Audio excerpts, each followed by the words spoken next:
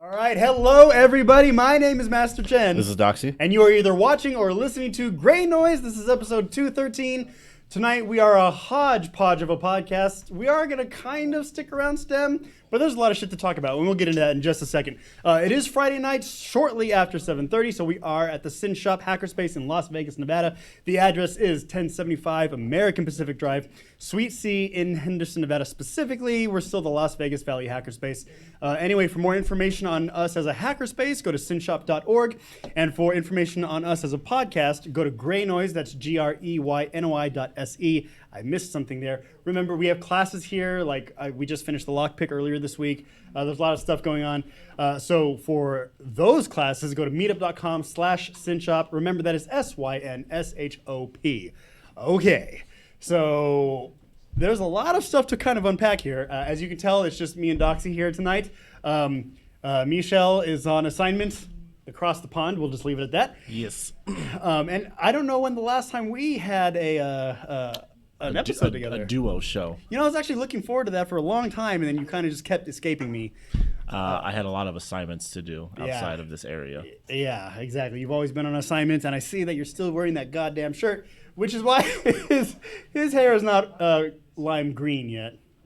But it will be. I have faith. I have faith that he'll forget. We will see. Okay, so first thing that I want to talk about is apparently, I didn't know this, there are some listeners here and viewers who have made a drinking game about what we do here on the show. So while I don't know all the rules, I know of one that I can exploit, which I won't. But here's the thing. You also have to drink, so you're exploiting yourself. I know, but that's okay. I'm totally there. I've been doing this for a little while now, a couple of hours. So I'm excited. Okay, so for those of you who do know the rules, because again, the live audience knows these rules apparently, but we don't. I don't. I know. You don't know the rules. I know like two of them. Okay, so we have rules to this podcast. When you hear the honk tonight, can somebody honk that horn? We're not doing the horn. We're not doing the horn? We're not doing the horn. All right, well. They can just yell drink or something. Okay, you're going to yell drink, right? If we fuck up, you're going to yell drink, something. Right? They'll do something. Right? They'll figure something out over there. Fair. All right, so tonight is probably a drinking game for sure. Yep. But you don't have, well, I know one of the rules. I don't have what? You don't have your glasses. Oh, I don't have my glasses. Okay. Well, no, because it'll make me hurt my face. Okay, so now, of course, it being only the two of us, you know, I'm a phone freak. You like cell phones. So let's talk a little bit about that. There's been a lot of phone updates in the last couple of weeks. For instance, there's iPhone 11 coming out. Oh, yeah, that is true. There's a lot of shit going on. There's another phone that you released. I know that one of our listeners has gotten the Android 10 update. I also have that. Oh, you got the update? Because I have a Pixel. Yeah, of course. Okay, yeah. So I got a security update. It's not Android 10. They tricked you. Yeah, they did. You know what? Oh, by the way, we did actually, for those of you following at home, we did have 7 or 8 answers on that poll that we started about quiche. Yeah, and they said no. I believe the answer was no, but I'll have to double check that. But I'm just kind of surprised that we got 8 votes. I know, it sounds really bad, right? It sounds fucking horrible. But hey, we have at least. You got to start somewhere. Hey, yeah, exactly. Cheers. Cheers. We're gonna drink with or without the game. Yeah. All right, so Doxy, since you are a cell phone senior cell phone correspondent, yeah, yes. What are your thoughts on the latest news in general about cell phones? So I totally forgot about the Apple event, and then I watched it. I mean, I feel like iPhones have been real boring the last couple of years. The only thing that's not the only thing that's different, but the major thing is the iPhone 11 Pro Max, whatever, has the 3 cameras on the back. They look like spider eyes. Yeah, it's just that one phone though, right? Like, so it's just the iPhone 11 Pro Max or Max. Yeah, because there's a regular iPhone 11. Ultimate phone. There's the regular iPhone 11, then there's iPhone 11 Pro, and then there's a Pro Max. And the Max is just a bigger version of the Pro. So my question is, and maybe the photographers in the audience can tell me on this, can fact check me on this one. But like, I mean, if you have a phone that has all these cameras and bells and whistles and stuff, does it detract you from wanting to use a DSLR or like? No, okay, I got a hard shake of the head there. But I feel like, I mean, I am not a photographer by any stretch of imagination, but I hear a quote often, it's the camera you have with you or whatever, right? Like, the one you have most readily available. So it's like, if you're out somewhere and you just happen to see something like, oh, that would make a great shot, it would be nice to have a phone that's capable of taking a decent picture. And I know with iPhone and some other phones, there's like a lot of manual control and stuff you can do to make it look a bit better.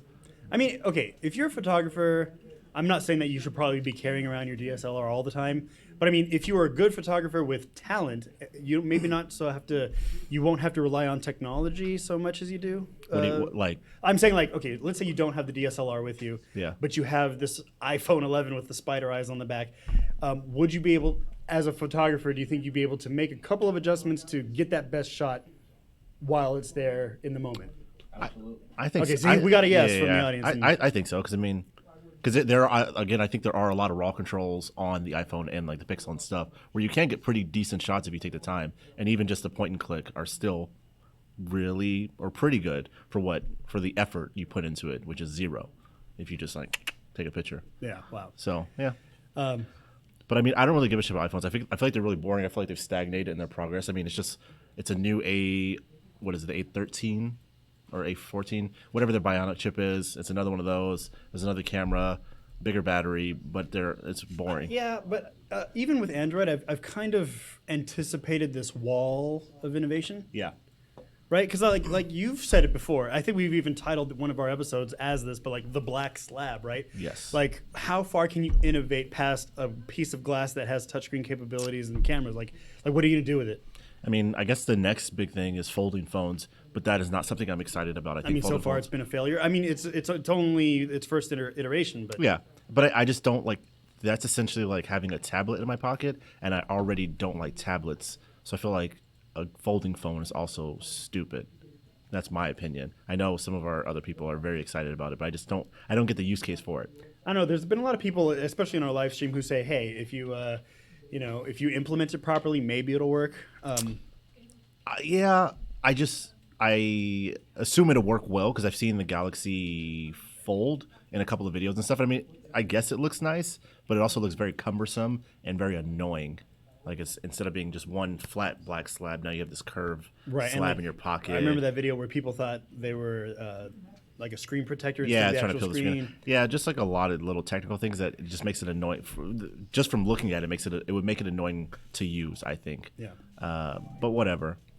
So I don't know what the next big innovation is going to be. I guess the Fold is it for now, but I know there's like a spec race, and that's with the Asus ROG 2 phone.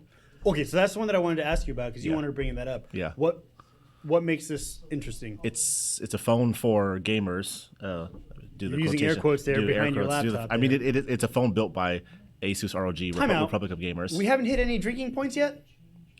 No. Oh, well, ought to be fucked. They did that on purpose. Yeah, so Asus ROG, Republic of Gamers. Hack these rules. It's a phone built for gamers, and it's like it has a terabit of UFS 3.0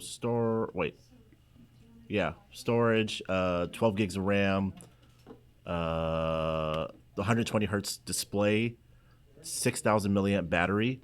It's fucking. This display's at like 144 hertz. Yeah, it's insane. Who is this person in this chat? Yes. So it's like a little. I mean, all phones like little computers in your pocket, but this one is an extreme version of a little computer in your pocket. Like what? Why would a phone need 12 gigs of RAM or 120 hertz display? That's better than most laptops on the market. Yeah, I mean, not to get into the, bragging about phones or like this isn't like a phone review podcast, but I think it's interesting to see where that's going to go. Yeah, and the most surprising thing, one of the most surprising things is that it only costs $650. Oh yeah. So I want to tell you, and I've said this before, I'm done with $1,000 phones. Like I'm. So now you're going to get the Pixel 4a next. Is that your next phone? Probably. I no longer see a reason really to buy a $1,000 phone or to put it on a 24-month lease or anything of that nature. So because even the $500 phones are really good. Because if you think about the OnePlus 7 Pro, 7 whatever it is right now, OnePlus 7 Pro, the Asus ROG phone, other budget phones like the I forget the name, but whatever. They're all mid-range price, around $500 or $600, and they're all good phones. You'll have to make some sacrifices for camera, battery life, or build quality. But if one of those things is an issue for you, you get a good phone for a cheap price. There's no reason to pay. I think the iPhone 11 Pro Max tops out at $1,450, and I will never pay that for a phone. That's a goddamn laptop. Oh, that hurts my dick. What the fuck? I mean, like I'm sorry. Like when I hear that price, it is hot, right? It's hot as fucking here. Sorry, but when I hear that price, I'm like, what the fuck would you do that with? Like for? I don't know. Yeah, like you can get a good. No drinking game yet? You can get a good gaming laptop for that. Yeah, go ahead. No, just go ahead and drink. All right. You can get a really decent gaming laptop for $1,500. I can't pay that on a phone. See, and that's the thing. This particular laptop, I paid just over $1,000. So like, if I'm paying the same for a phone, yeah, I don't think it's worth it. No, I don't think so either. So anyway, so let's go ahead and talk about some other things. Well, I mean, we're still talking about some phone-related stuff. But I guess tonight we're kind of like a phone freak type of podcast. It's STEM-related. The article that we want to bring up today is new. And by the way, this was shared in our live stream or our Security Theater channel in Discord. So for those of you who don't know, we are on Discord. We are in Discord 7 days a week, not just tonight. So we have people sharing articles with us, and they want us to bring it up on the show. And this is where that article comes from. So the title of the article is "New SIM Card Flaw Lets Hackers Hijack Any Phone Just by Sending SMS." So basically, you send a text message, and you get an SMS or text message gets sent to you, and you get exploited. And I believe they send those security code type things where you Like two-factor authentication? No, it's like when you send, like you do like a carrier thing, like when you check something with your carrier, when you do like the code, like an OTA, like over the air update, or like where you like pound star right. 200 Right. pound whatever the fucking string of digits and stuff is. We'll call that feature codes, Doxy. Feature codes. Yes, they're feature codes, kind of. Sort of, yeah. Sort of feature codes. I think they send that to you, and that enables the exploit. I believe that's what it is. Muffins ran away because he knew we were going to talk about this. What? Oh, he's right there. Yeah, he didn't run away. He's just turning our back on us like everybody else. I'm kidding. Because you were asking something before the show, and I told them to wait and not answer it yet. Oh, yes. So we're talking about the SIM jacking exploit here. And so if you have an opinion, now is probably the time to share it. If you don't, it's okay. Because you were asking why someone would. Oh, yeah. So my question for, because I don't know anything here, what would the reasoning be behind, wait, what was my question? No. Wait, oh, that's right. So like sending commands, like commands that manage the phone, commands that change the way a phone is to operate. Why would you have that over SMS? Why would you have that over some sort of channel that can be controlled by third parties? And we have somebody coming up to the community mic. I'll give you a guess. It might be somebody we know. All right, go ahead. There's a couple of reasons why you'd want to do it, and then a lot of reasons why you don't. Right. If you're a telephone provider and you want to lower your costs, you definitely want to be able to change SIMs over the air, because you don't have to support it as much. You can just do it remotely. Nobody's going to come into your stores. Do you mean like eSIMs? It doesn't matter if it's an eSIM or a SIM. Okay. Because it lowers the cost of maintenance. That's what it boils down to. Now, being a very recent victim of SIM splitting and what they call SIM slamming, splitting is where they redirect everything that's going to your SIM over to their area so they can use it for their own nefarious reasons, primarily two-factor authentication hijacking. So when you say SIM splitting, that means you still get the text message, but they also get it? Yes. Okay. And there's a little bit of a delay. You'll notice, especially if you get a lot of texts at once, you'll get a little more delay, and you'll notice it. The slamming is where they literally, and this happened to the Twitter guy, the CEO of Twitter recently, they literally steal your SIM. They spoof your provider and steal your number, and you're completely off the network. And at that point, what happened to me recently, and I'm going to do a Fozzie hour on this next Friday. Nice. They went in and they slammed every account I had with two-factor authentication. And luckily I had 3 weeks to prepare for it. And I had one account that I forgot that I had it on. It was PayPal. They had that PayPal. They went in and changed my name. They changed all my authentication. They changed the phone number, so the account was gone. Luckily, I'd gone into that account and removed all the payment information. And I had to actually write a letter to PayPal to say, hey, disregard this account because it's been totally hijacked. Yeah. So the reason you don't want people to be able to rewrite the SIMs is because of exactly what I'm talking about. And right now that you can't rewrite the SIMs, they actually just social engineer it. But if they could do it remotely, they will. They'll steal your number, you're done. Wait, they can't remotely... They can't change your SIM remotely. But isn't that what this exploit is saying, that they can just text you or SMS message you? Okay, so there is a list of, there's a bullet pointed list of exploits that you can do with what's called SIM jacking. Yeah. Here we have retrieving targeted device location and IMEI information, spreading misinformation by sending fake messages on behalf of the victims. Yeah. Performing premium rate scams by dialing premium rate numbers. I'm guessing like 900 numbers if you want to have a sex chat, you know what I'm saying? And sorry, I do that all the time. Yeah. Drink? Is that a drink? Wait, what the God fuck? Damn it. What is that? What did I do? Oh, okay. Well, I'm going to take it as a drink anyway. That wasn't a joke. We're drinking because Chen said a bad joke. I agree with this one. Wait, what? All right, is that a rule? This one not allowed. God damn it. All right, sorry about that, Muffins. No and problem. performing denial of service. So, like, there's a list of stuff that you can Those do. are things that you could do if you had the SIM number and stuff. But yeah, that you could do that with any phone. If you had that number and you could control it, yes. So I think that there's a much more nefarious problem that you have to worry about is where they split it out, where you don't know that they've done this. And most people... Because you're still receiving the same stuff. Right. So, you turn on your two-factor authentication. Almost all two-factor authentication today for most, they call them low profile or normal people like us, you use your phone for. Yeah. And you don't really even think about it. It's a mistake, right? It's a huge mistake. So you should be using like an authenticator app. You should use a hardware key. Oh, like an But YubiKey. how does that work with phones and stuff? The Google Titan hardware key has both a hardware physical key that hooks into your USB A or C, and they also have one that has Bluetooth. Now, recently it was exploitable, but they fixed the exploit. Okay. So now, if you want to use your phone, and any Android phone, and it also works for Apple, you can have a physical hardware key to hold your keys and allow you to do it. And it's not like the YubiKey, which is really cool. It doesn't work for phones, but the Titan key definitely works for Titan phones. key. I'm gonna post a link to that in our and the Pixel Discord. 3 has it built in. The Pixel 3 has what built in? The Titan keys.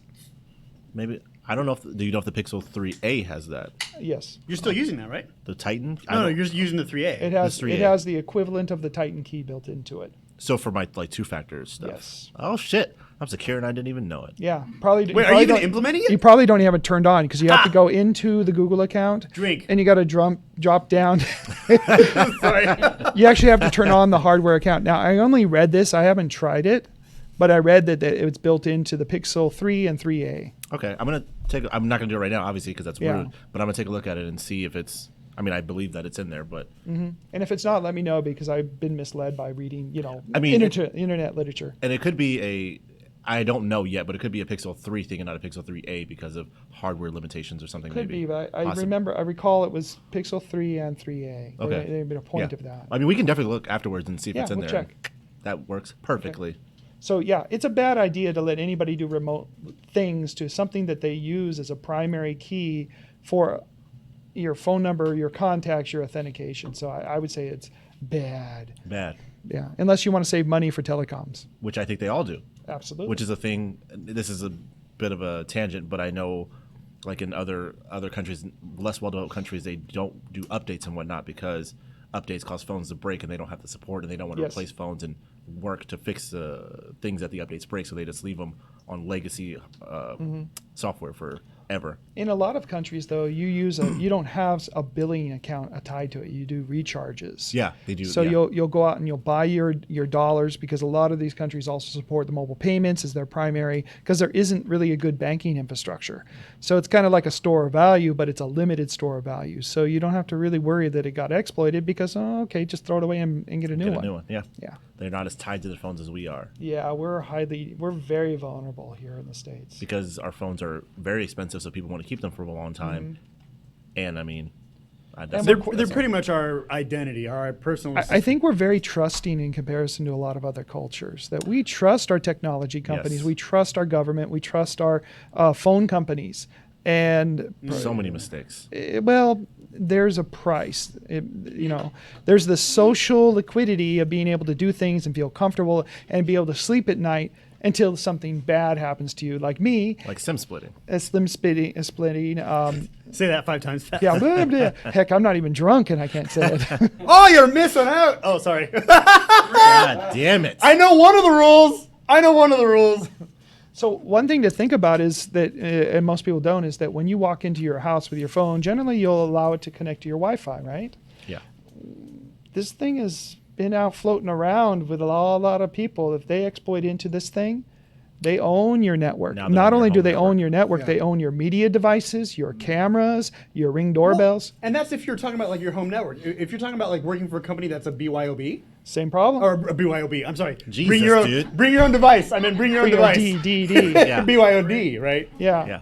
They have the same problems, but they are used to it. But you at home, you don't have the resources generally to do it, or the expertise, or even the thought. Because I wasn't really even thinking about it. I brought the phone home, and it goes to Wi-Fi, and that's fine until it exploited my Pi hole, and now they had full redirect on everything. Are you pissed off you got that phone now? No, I'm not really pissed off. I'm kind of sad that I allowed myself.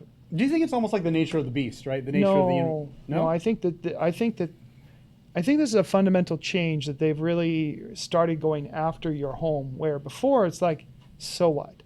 Yeah, you got a camera. Yeah, okay, exploited the TV, big deal. I can look at your stuff. I can watch you have sex, whatever. Okay. I'm just thinking the Alexas and Yeah, stuff, because they broke into my Fire TV. Alexa, can you please take me having sex? Yeah, seriously. Drink. No kidding. Yeah, that wasn't a joke. Sadly. So yeah, I think there's a lot more to it now that they're actually doing high-profile exploits, like the Twitter CEO, because he had exactly happened to him happened to me. Yeah, and I feel like you were lucky. I was very air lucky. quotes, because you happened to read this article, so you were a bet. I was really lucky because I went to DEF CON, and I'm suspicious after DEF CON, and I saw somebody log into my bank account with a Mac, and I don't own a Mac. Now, this was a totally unrelated thing, and actually that's Robinhood checking your account, because I signed up for Robinhood at that point. Yeah. But it got me thinking. I panicked. I went through and looked at things, and I'm like, holy shit. I literally got my whole network exploited and redirected. And see, that's very interesting, because you have the knowledge and skills to even look at this stuff, and most people don't. People wouldn't have a clue. And Like the most they can do is, someone logged in from a suspicious, and they would cut I that talked to the account bank, off. and the bank told me, I'm sorry, I'm hijacking. No, yeah. I talked to the bank, and the bank looked at it, and they said, oh, well, that's just an error on how it's displayed.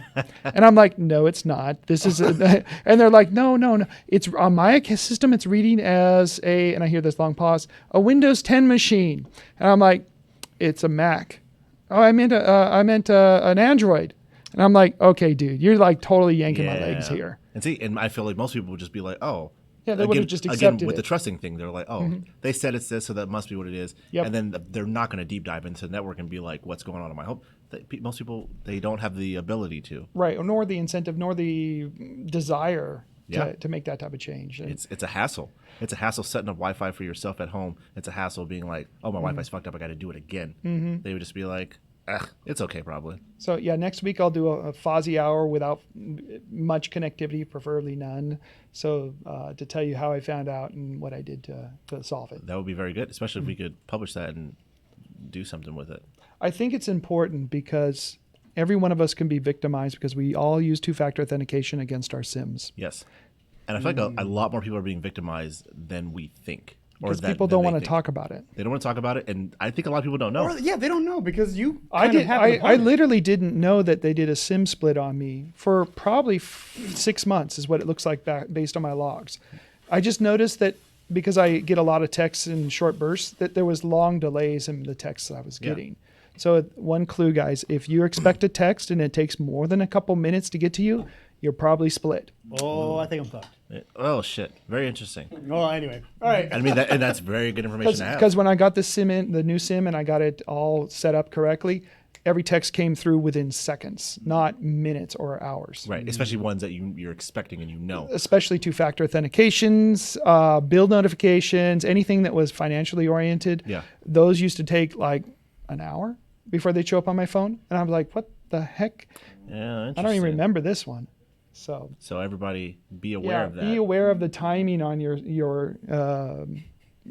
of your messages and Yeah. whatnot, all that stuff. Like, just be conscious of things that It's you do. hard though, because if It's you're very not hard. thinking about it, you'll be like, And I again trusting. I think most people just chalk it up to like, oh, my carrier is probably bad. Yes. I have shitty reception. I was thinking that I was sending too many texts. I mean, And I was like, well, maybe they're slowing down my service because within my home, I have a lot of security zones. And Yeah. every time you walk through security, I get a text and an email and a local and log file. You thought they were rate limiting you. Yeah. And because I walk through the house and I get 3 texts. If I walk out of the door, I get 14 texts because that's how many alarms I have and zones I have. So it notifies me. And I was like, 5 minutes later, they would all show up. And I'm like, okay, I guess I'm getting rate limited. But no, as soon as I got the SIM fixed, I get it instantly now. And you're security minded more so than most people. Yeah. And for you not to even notice, and then like it's not impossible, but improbable for a lot of people to even think that much into it. Yeah, I wouldn't have known it if it had gone on. So, and so I'll do a good little Fozzie hour about what I know so far, because the deeper I look, the more like, holy moly, what the heck is going on here? So, I mean, there's no clear, concise answer to things like this, but be conscious of the stuff that you use. If you can, I mean, if you're aware. If you're cognizant, If you're listening to the Greynoise podcast, That's a drink. wait, what? Is that really? I don't even know why, but that's a drink. Okay, you gotta explain these fucking rules to me because I don't know why. Really? Making up rules on the fly. I like it. Sorry for the dead air, but apparently we had to be drinking, you know? Yeah. Okay. So, before we get to the main story tonight, I did have a question that we kind of talked about with McNutt and with us before the show started about when is the proper time to transition to management? What I mean by that is, you know, Doxy, you're in DevOps, I'm in DevOps.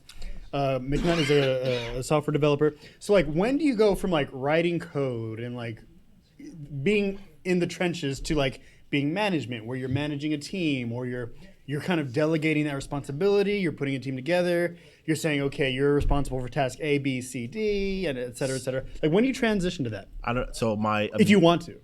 that's a big thing. If you want to, my immediate first thought was when you're tired. Okay, this is a bad answer, but this is my immediate first thought, and then I immediately took it back.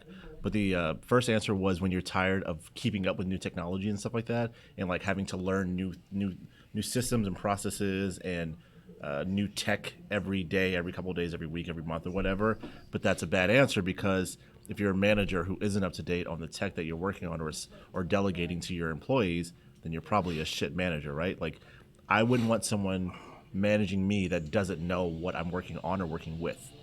Right. If I came in, I was like, oh, I'm using yada yada yada yada to do this thing, and they are like, Is that a drink? Oh my God! Is it? I know the rule. It's because he said yada yada. What?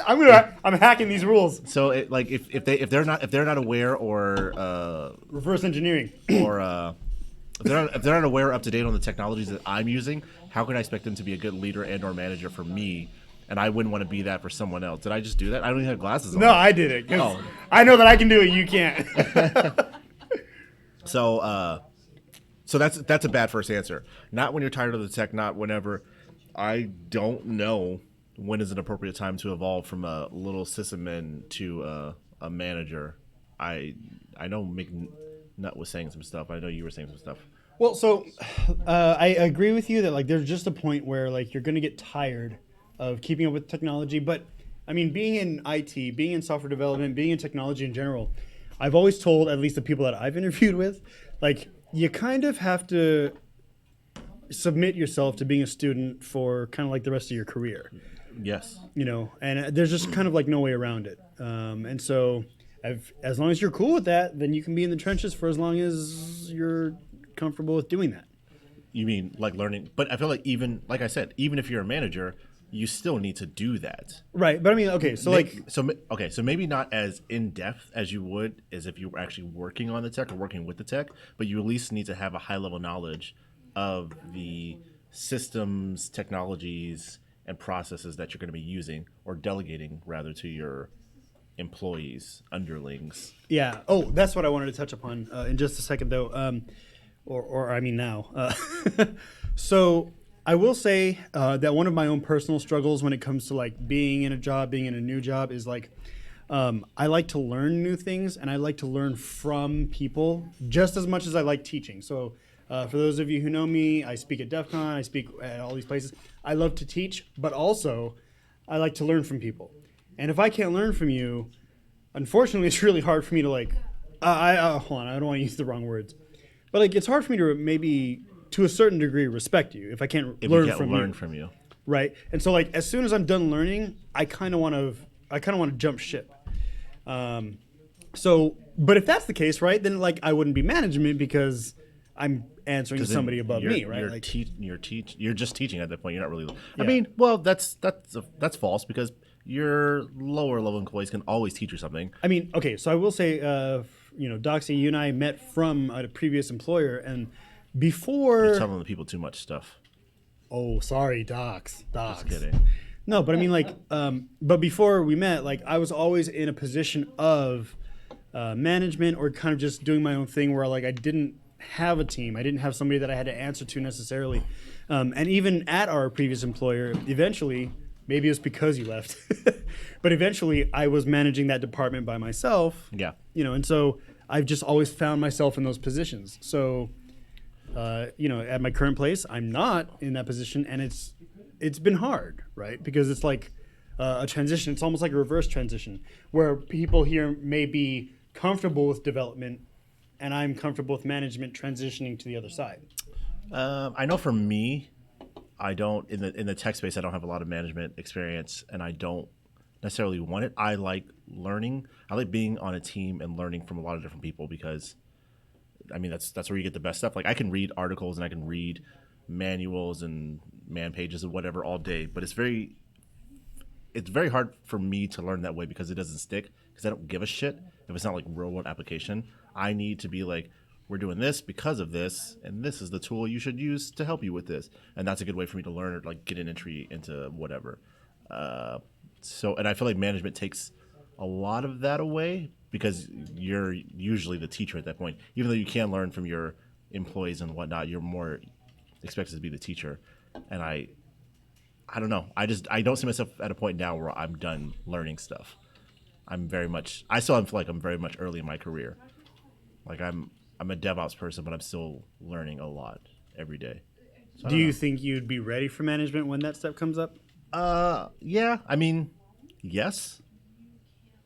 Maybe I'm just full of myself. Yeah, for sure. That's not a drink yet? That's not no? No, why would that be a drink, dude? I don't know, because he's full of himself. I mean, I am full of myself. I feel like if I had to, I would do well in management. I don't think that would be an issue.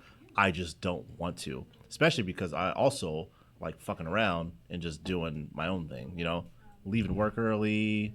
Okay, well, time out. Let's hope that no management is watching this right now. Yeah, if anybody wants to hire me, I'm a hard fucking worker, dude. I'm there burning the midnight oil. I do all the good shit. I don't fuck around. But but I don't know. Wait, well, how's that drink? How was that drink? Really? Is it because he said fuck around? Swearing? Oh, swearing a thing? Well, shit. Well, it is now. All the time. Mm-hmm.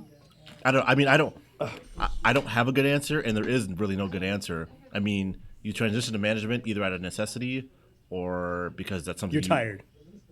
I don't think that's a good reason to go into management because I feel like you're going to be like if you're tired and burnt out and then you go into management, it's just going to exacerbate the problem. It's going to be so much worse. But you're dealing with different problems though. So like when you're not management, you're dealing with the actual technology. Yeah. When you're in management, you're dealing with the people who deal with the technology. But then you're also the last line of defense when they can't figure out the technology. In my mind, because it's like, hey, boss man, I can't figure out why this thing isn't working that I've done before, and then you got to be like, shit, let's look at it. Have you ever had a manager who's like, wait, have you Googled it? I've had managers who don't listen to me when I tell them that I have Googled it. I'm like, hey, this isn't working. This is what I looked at. I've done this, that, and the other, and I looked at this, and this should fix it, but it's not. Do you have any other ideas? And they're like, you should start here. And I was like, we just covered that 5 minutes ago when I told you this problem. And it annoys me when they don't listen to me. That's a thing that happens. Yeah. Okay. So yeah, I'll give you that. Yeah, but so you're like the last line of defense. So I feel like if you're tired of learning, management shouldn't be for you. It shouldn't be for you, but I mean, more often than not, that's not the case because people who don't know shit are the leaders of the industry, and they're like the CTO of Equifax, right? Remember the person who had no technical experience and they were the CTO of Equifax? Yeah, but that's That's fucking. a lot of companies. I mean, it's usually not that extreme of an example, but still, people are like they get into management because they're like, I don't have to do anything. I just tell people what to do, or rather, I just tell them like what direction to you look. there, Dev, fix that shit. Yeah, honestly, they're like, hey man, fix that problem. they're like you can come in and be like, hey, Actually, what? Okay. To your point, I remember this one time, like a PM said to one of the developers that I know, he was like, well, why don't you just fix it in the API? I mean, it should only take you a couple hours, right? Yeah, shit like And I that. was like, oh man, I would have lost my shit there. Right, Yeah. shit like that. And they're like, I don't know what you need to do, but can you just take care of this real quick? Like, it shouldn't take you more than a day, right? And you're like, what the fuck, man? And stuff like that. All right, so before wait, why? Why are we drinking? Okay, well, before we maybe dig ourselves into a hole from which we cannot escape. I really hope no one who wants to hire me is watching this right now. They're not. Yeah, wow, we got a lot of laughs from that one. All 5 of you. Only one person watching. Okay, so our main story tonight, before we get to whatever it is this is, because I don't know if we're going to do a lightning round or not. I don't think we should. Well, I mean... We'll cross that bridge when we get to it. Sure. Okay.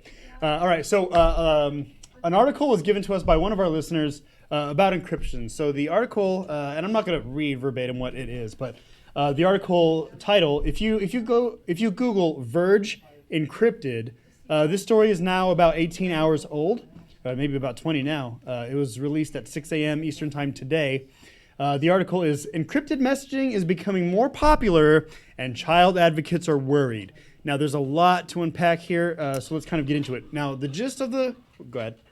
I haven't read the article, so I'm going to guess. I'm going to do a little mini. Go ahead. Now. Let's see if you can get this down. So encrypted messaging is more popular. Child advocates are worried. Is it because encrypted messages people can't read them, people can't monitor them, and whatnot? So kids are being endangered because their messages are. Okay, so you're kind of getting there. So basically, the article is saying there are places out. Why? What did I do? What did I do? Why Is did we that a drink? thing?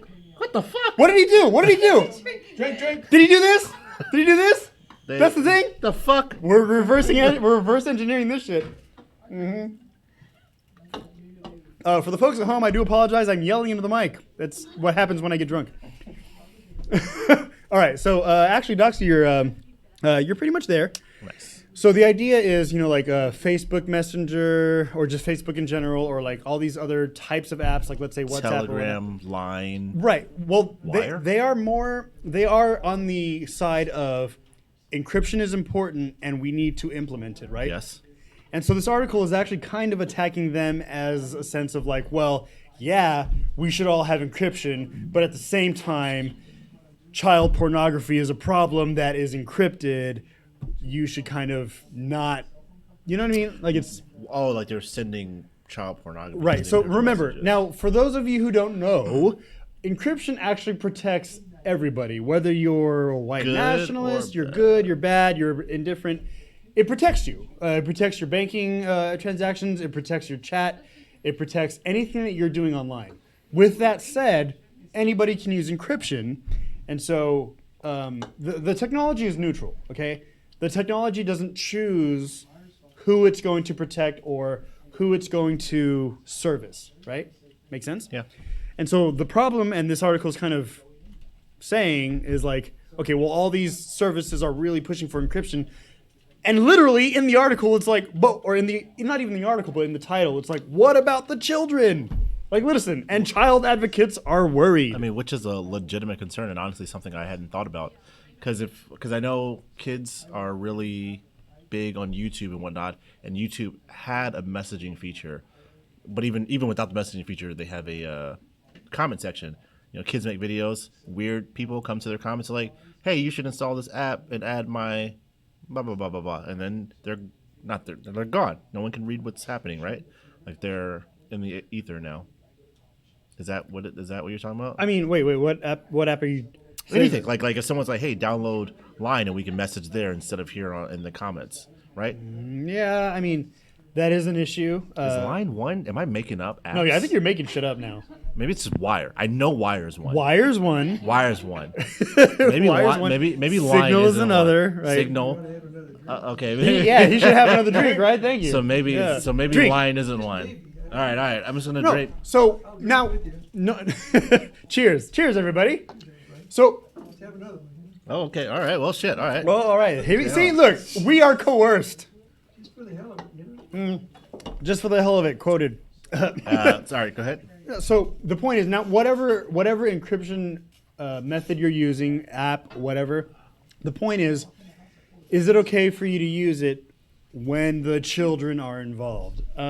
Wait. What does that mean? I mean, again, from the article, it's like, what about the children? Basically, it says that's essentially what this thing is saying. Remember, you can check out the article. It's called it's from The Verge. You just search encrypted, and you'll see it. It's like a 20. At this point, it's like a 20-hour old article. You said 18 hours when we first started. Sure. How did you fucking time skip? It's been 2 hours since I've been drinking. All right. So I guess I'm lost on what you mean by can we use it with the kid? You use Signal, right? Yeah. Okay, so you use Signal to send encrypted messages between you and Party B, right? Yeah. Not Cardi B, Party B. It might be Cardi B. You know what I do in my life, dude? I don't know, man. My bad. Point is, not Cardi B. you're sending encrypted messages so that the communication is protected, right? Now that is the point here in this article is that it's neutral. The use of encryption is neutral. Yes. Whether it's being used for keeping this secret or that secret, the methodology of the encryption is neutral. So when it comes to children, basically this article is asking, where are your morals? Is this something that should be used for, like you said, let's say, I don't know, YouTube Children's unboxing toys apps, and then should kids be allowed to use these apps? That's the angle of this article. And and the point that I wanted to make is that you can take an article or you can take a point of view and skew it to your narrative based off of the subject matter. As in this case, children. Yes. The encryption is not the subject matter here. It's that the children could be at risk. Which is a legitimate thing. Okay, but is this a way to say, "Ooh, don't Nice. don't spill on the technology"? Is this a way to attack encryption? I mean, again, I haven't read the article, so I don't know, but I don't think so. I feel like it's a way to bring to the forefront something that we hadn't thought about, because technology is neutral. It doesn't give a fuck what you use it for. It has no brain. God damn it. Wait! Why drink? Because I cussed. I'm gonna Is it cuss the F off. word? I mean, I say fuck all the That's time. a cuss. God damn it! Oh shit! I'm out of water, guys. Come on. You're out of water. Yeah, we're almost out of White Claw. Wait, are Okay. we almost out of White Claw? No, we're out. Fuck. So technology is neutral. It doesn't care who's using it or whatever. By the way, White Claw is not a sponsor. We're just drinking it. So technology is neutral. It doesn't care who's using it, and kids aren't whatever. So if kids, I feel like, I don't know. It's tough because they shouldn't not be allowed to use it, but they also should understand the dangers associated with using it. Not that encryption is inherently dangerous, but if people aren't able to see not that people should be reading their chats and stuff anyway, but they need oversight because they're kids. Kids are dumb. They don't know, right? You know what fucking kids... No, I actually agree with you on this one. Not Yeah. that I never agree with you. Not that I never disagree with you. Few and far between. No, but like you're right. Look, kids, they have maybe errors in judgment or whatever. Yeah. There does need to be oversight there. If you, back in the day, when we used MSN Messenger, if I was talking to some, or whatever chat room. Remember the rules? Keep that motherfucking door open. Like Yeah. you can't close that door. So It's my like, house. We're on MSN, we're on Messenger, or we're in some fucking chat room, and someone's like, "Hey man, I know this cool new chat app. You should download this instead because we can do emoticons, or you can do whatever." I'd be like, "Fuck yeah, cool, awesome." I would have downloaded that shit in a second, right? Same thing, because I was a dumb kid. You would succumb to child predators. I mean, I'm interested in tech stuff. So someone's like, "Download this, it's real cool." I'd be like, "All right." We're not getting into my history. Dude, oh my god! Oh, no. I'm not going. I'm gonna follow my like. I can imagine like maybe 13-year-old Doxy like he's chatting with whoever online and like he gets this eggplant emoji. I hate eggplants, man. Don't send that shit to me. I don't know. Oh my god! Oh, sorry. Tangent. Anyways, kids are dumb. Kids are dumb, and if you introduce something to a child, especially a group of children, they will probably do it because kids are dumb. They are. No offense, but they are. Their kids are dumb. They haven't experienced reasons to say no yet. So that's why they need to be. That's why they need to be taught what encrypted messaging is, the benefits, the drawbacks. But I mean, also, it's not going to stick. So I don't know what the solution is because you can tell the kid you can use Wire if you want because it's good for your privacy and whatnot. But also, don't use it with people you meet in YouTube comments or whatever because it's creepy and weird, and then people can't oversee your message and stuff. I don't know, all that stuff. Well, okay. When I was first browsing the internet, I was a wee lad. I'm out of alcohol. I've known this one. No, so I was small. I was like probably like 13 or 14, small. But my dad said, "Hey, look, this is the internet. You have access to pretty much everything. If you come across something that you're uncomfortable with, back up." Like, Back. right. And so I think what the real issue is, that has nothing to do with encryption. I don't think the issue has anything to do with encryption. I think it's that maybe you should really have discussions with the subject, which in this case is children, Yes. about like, hey, look, this is the internet. And if you feel uncomfortable with what's going on, hit the back button or get out of there or get out of that situation. And I just think that not a lot of people are having that discussion with people that need to be having that discussion, the children. I think we take, not you and I, but I think people take for granted how embedded the internet is into our culture and everything now. So they're like, kids, the internet is part of our life. So when they have kids or kids are young or whatever, they're like, oh, they have the internet, they're going to be on the internet. It's just another thing, and they don't think about it. But there are like so many things. Like, a huge thing is Fortnite. Tons of kids play Fortnite. Millions of kids play Fortnite. And also with Fortnite is like voice chat, texting, if they're playing on PC or, consoles and whatnot. You can meet people that way, which was a thing back in the day too, but like it's more prominent now because kids are playing games that are much higher rate now, especially with the introduction of esports and all this stuff. So they do that. I don't know what kind of chat rooms are out there now because I'm not a fucking child, but chat rooms I'm sure are still a thing. Kids are in there and like everything's so easily and so accessible and all that stuff. So it's tough. It's tough to be like, hey, I'm scared. like you're part of this world already because like you were born with it. Like we weren't born with the internet, right? Well, we were sort of. No, we weren't. I wasn't. I don't know about you, youngin. I don't know what. That's why I'm scared. I see drinks being prepared off camera, and I'm like, oh fuck. It smells bad. It smells bad. So long story short, I'm going to cut this short. We take for granted how embedded the internet is into our lives, and we just assume people know what to do with it. People being kids. We're just like, oh, they know not to talk to weirdos in the chat rooms. They know not to give out personal information, but they don't because they're kids that are dumb. I agree with you that the majority of people maybe have that assumption.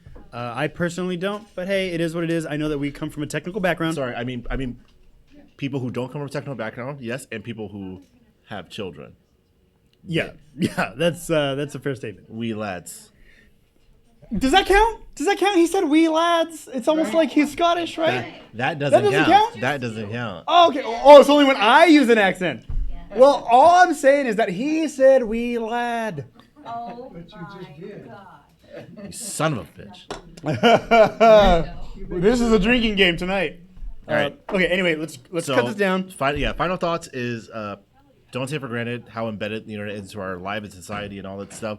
Educate not just your kids, but yourself as well, because people don't know what the internet is capable of, whether it's like the encryption type stuff, what can be done with gaming and all that stuff, like as far as voice chat and texting and whatever you can do through online games and all that. Just be like, educate your kids and yourself on what's out there. Be aware. Like, you don't want to be the dumb parent where your kid's like, oh, I'm doing this, that, and the other, and you're like, sounds like kid stuff, that's cool, but it's really some fucking weird thing that you've never heard of, and it's like, whatever. Right. Don't be an idiot. Educate yourself. Yeah, and I completely agree with you there. Stop agreeing with me. But I do. I'm sorry. This smells like shoe shine. Moonshine. It's moonshine. Drink. Yeah, they just said you're welcome. Just you do it. You do what you do. Okay, all right. All right. So if you want to figure out what's happening after this, you should have been here, I guess, because we're going hard after the show. Anyway, I've been watching myself on the live stream throughout the show, and I realized that I make a lot of faces, and that my eyes are really squinty. That's all. I just noticed it, and I just had to say that. oh, okay. I have like no words for that. Nice. I'm the one who's supposed to have the squinty. It's not a racist thing. It's not a racist thing. My eyes just don't open up all the way. I'm sorry about it. Yeah. I've been this way since I was a child. If you ever have the privilege of seeing a picture of me as a child, you would notice that my eyes are also very small back then also. I could actually confirm that. I remember a picture from 7th grade. Nice. Was it? Right? All right. Anyway, we're going to cut. Wait, was that a drink reason? Okay, no, they're just fucking with us now. I made one. He's making made a rule. He's making up rules on the fly. Shit. All right. Okay. All right. Anyway, so the point is educate your kids. And you know what? Just in general, fucking be involved with your kids. Okay? Like, I don't know why that's a hacker subject, but We're not a parenting podcast, but hang out with your kids. no, I don't like the way necessarily that this article is written. Look, encryption is neutral. 100% neutral. It's always going to be 100% neutral. It will protect the good guys. It'll protect the bad guys. It's all about education. That's my final thought. Nice. What a succinct point to wrap up the podcast on. Sure. So I guess we're not doing this lightning round then. Get that shit on my face. All right then. As Doxy has now dictated, we are done with the show. We have run out of time, but never, ever, ever out of shit to say. So join us again next week, where we will be talking more or less about the same kind of stuff, at least the same subject matter. So we are at the SYN Shop like every Friday night at 7:30. The address is 1075 American Pacific Drive, Suite C in Henderson, Nevada. We are still at the Las Vegas Valley Hackerspace. Crux yelled at me earlier this week for some other subject matter, so I remembered. Anyway, go to synshop.org for more information on... They're cheersing right now. Go to synshop.org for more information on us as a hackerspace. And for us as a podcast, go to Greynoise, Greynoy. What? I don't get it. What was What that do we one? do? What was that one? Greynoise. Every time we Every say time we say Greynoise? Greynoise? Oh, The fuck? Is that 2 shots? It's the name of our podcast. That's the best part. Motherfucker. Drink. Ah! This show is literally never going to end. Literally, right? 'Cause, okay, look. I will drink after the show, but I have to give out the sign off, okay? So, we are Greynoise. We'll drink after. GREYNOI.SE. Remember, we don't talk shit about Sweden, so we can still use that domain, which, by the way, it's fixed. But Nice. we're done now. Anyway, my name is Master Chen, I'm Doxy. and I guess that's it because that's just the two of us. Cheers. Cheers. Good night, everybody. Good night and good luck, as Walter Cronkite says. Is that Good who luck. says? Wait, he didn't say that shit. Who says that? No, Godspeed. No, Wasn't it Godspeed? it's good. It's good night and good luck. Good luck on what? But it's not Walter Cronkite. We should wrap this up. Let's end this. Okay, Cut good the- night, everybody. Cut the feed.